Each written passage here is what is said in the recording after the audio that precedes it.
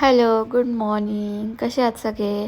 तर ही सकाळ म्हणजे चहाशिवाय काहीच नाही आहे. दूध उकळायला वेळ लागतो, पण लाईफमध्ये काही गोष्टी हळूहळूच होत असतात. चला या चहा प्यायला.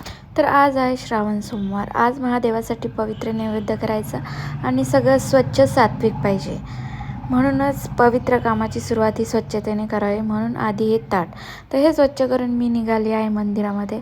आज महादेवासमोर आपुलकीने बनवलेले नैवेद्य आणि मनापासून केलेली प्रार्थना. श्रावण सोमवार आणि महादेवासमोर मन मोकळं करून बसणं हाच तर खरा विश्रांतीचा क्षण आहे. देव काही मागत नाही आपल्याकडनं, फक्त थोडा वेळ, थोडं भक्तिभावाचं मन, बस. तर तुम्ही कोणत्या मंदिरात गेल्या होत्या ह्या श्रावण सोमवारी? नक्की मला कमेंटमध्ये सांगा. दिवसभराचा उपवास झाल्यानंतर अंगात बिलकुल ताकद नव्हती, पण मन मात्र शांत रसात होतं. आता ही संध्याकाळ आणि गरमागरम चहा जणू उपवासाची पूर्णताच. कधी कधी एका घोटाने दिवसाचा थकवा विसरायला होतो. तर चला, तुम्ही या एक कप चहा प्यायला माझ्यासोबत. आणि त्यानंतर मी स्वयंपाकाची तयारी करायला लागलेली आहे. स्वयंपाकामध्ये मी आज बनवणार आहे उसळ, डाळ भात आणि चपाती. चला बघूया. चहा पिल्यानंतर मी इथे लसूण सोलायला बसले. लसूण सोलणं मला बिलकुल आवडत नाही. हा लसूण एका छोट्या सरप्राईजसारखा असतो. बाहेरून एवढा मोठा दिसतो, पण आतमध्ये फक्त 2 पाकळ्या, आणि त्या पण एकदम छोट्या. आणि त्याच्याकडे बघून असं वाटतं रोजच्या आयुष्यासारखंच आहे. एफर्ट जास्त पण रिझल्ट शून्य. उघडल्यावरच कळतं. नंतर आज ह्या कांद्याने रडवण्याची सुपारी घेतली राहुलची. कधी कधी ही छोटी मदत म्हणजे खरं प्रेम वाटतं. मग ते कांद्यामुळे आलं तरी चालेल. तोपर्यंत मी किचनमध्ये आलेली आहे आणि ते फोडणी देण्याची तयारी करते.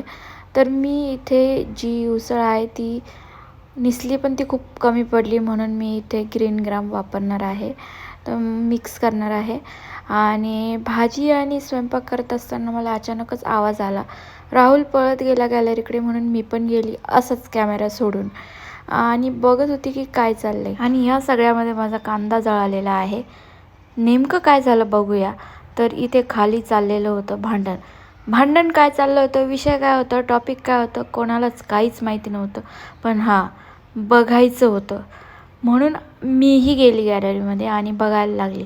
मी त्याला एवढंच बोलत होते की आपण पहिले कर्नाटकमध्ये होतो, तिथे आपण बघायचो, तिथेही आपल्याला काहीच कळत नव्हतं आणि इथेही आपल्याला काहीच कळत नाही, तरीही आपण एवढं निरीक्षण देऊन का बघतोय. आणि असं बोलून मी तिथून निघून आली, कारण की भांडण बघून तो पोट भरणार नव्हतं.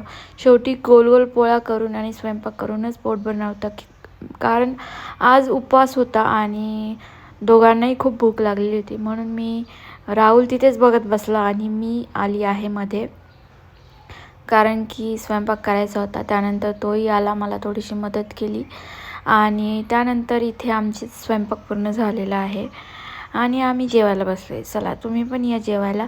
पण त्याच्या आधी मला लक्षात आलं की आज मी काही जेवलेली नाही सकाळपासून, त्याच्यामुळे मी खाली अल्फालाही काहीच दिलेलं नव्हतं जेवायला. तर त्याच्यासाठी मी चपाती वगैरे घेऊन खाली गेलेली आहे आणि त्यानंतर आम्ही वरती येऊन जेवायला बसलेलो आहे. तर आजचा ब्लॉग कसा वाटला कमेंट करून नक्की सांगा. बाय.